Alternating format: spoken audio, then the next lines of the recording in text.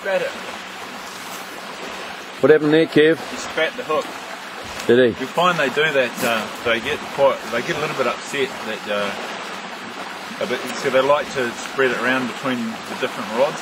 And if they find that they've hit the same rod for the third time in the day, then you'll find sometimes they just spit it out, and then they'll probably this one will probably end up on Grunty's rods. They like to share that stuff around, and they know that he hasn't yet caught anything. So. They're pretty obliging when it comes to sharing the load. Do you think, I mean, this is a question that has been asked for many years, and I think it's quite a serious one. Do you think the fish actually talk to each other? I fully think they do. Yeah. I really think that communication's a big thing with fish. So they like to know what's going on. I think it's wise what I did before, a catch and release. Yeah. And that'll come back tenfold. On you, because they now know that you have it in you to release, and they will reward you.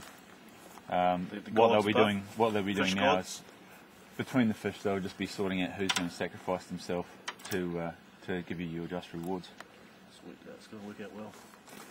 What's happening, Grant? I think you'll find at the moment what I was talking to you about before, Grant, about the fish talking to each other. Yeah. And then just discussing it between themselves to find out who is sacrificed. I think you'll find they've made a decision. Well, and I had a rather big bite, but I see no action at the moment. I'm just going to be patient with it, and hopefully it'll go my way.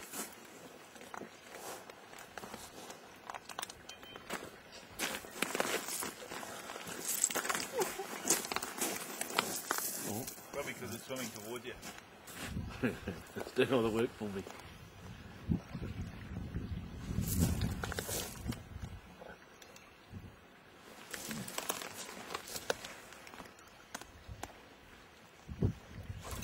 Ooh. They didn't come out very well. You got anything? Rightio. We've had a superb day fishing. We're about to pack the boat up now and take our catch home, and we're going to show you how to cook up a feast. Now we've got some brim here and some kawai. Now what we'll do is we'll take it home, we'll gut it, we'll fillet it, and then we'll show you a recipe you'll never forget. In the middle of packing up, we've come across what looks to be a very drunken fisherman. This is not the way to fish. It's not just dangerous. It's bad for your health. Just left the beach, and you just got to remember a couple of things. You always clean the beach up.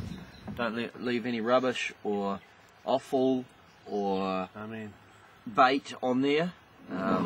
Fish bait, and that's not a natural food for the apes that run rampant up in the bush there. So you can't really do that because it doesn't work well with their digestive system. They've got a processing thing with the plant fish. Just doesn't work out too well. Another thing, when you're going out to the boat, make sure you've got a good sturdy motor and it works well, and it's been up to its current warrant of fitness, COF and WOF and WTK, and you don't have any problems with it. Another thing is just make sure you've always got your oars and paddles.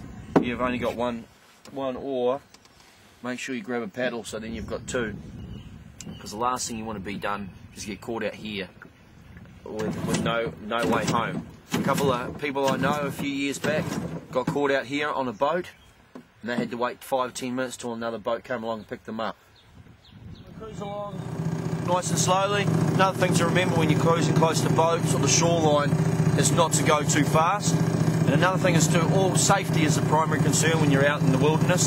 The sea's an unforgiving place, and you can get caught up in it in no time. A guy got left out in Cook Strait a couple of years back, and he was there for 24 hours. If it wasn't for his the spotter plane, his dry suit, and just a bit of good luck, he could possibly still be out there. Remember with the life jacket, safety, you don't want to get caught out here. If you go in the water, you're in trouble. So always have your life jackets on. Right, we're not around any boats here, we're away from shore, so what we're going to do now is we're going to get cranking and start heading back to shore.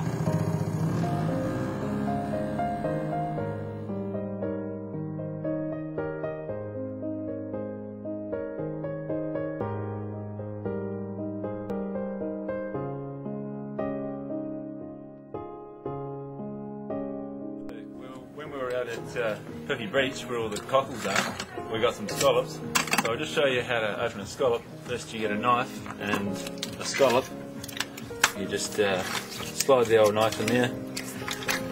Ask it nicely, can you open please? They open. Obviously scallops have good ears, see that's the ear there. I'll just cut that ear off. So now he can't hear me. So he doesn't hear me sneaking up underneath. So here we just scrape all that out of the way. What's the orange part called? The orange part is called the esophagus. Oh, okay. And that's the bit that tastes the best when you cook it. Cool. That's specifically designed for serving on a plate. But scallops are good like that. They just sort of grow that, especially for people to eat.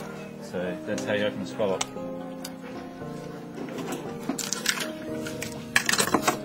What's the quota and the sounds? It's just as many as you can get.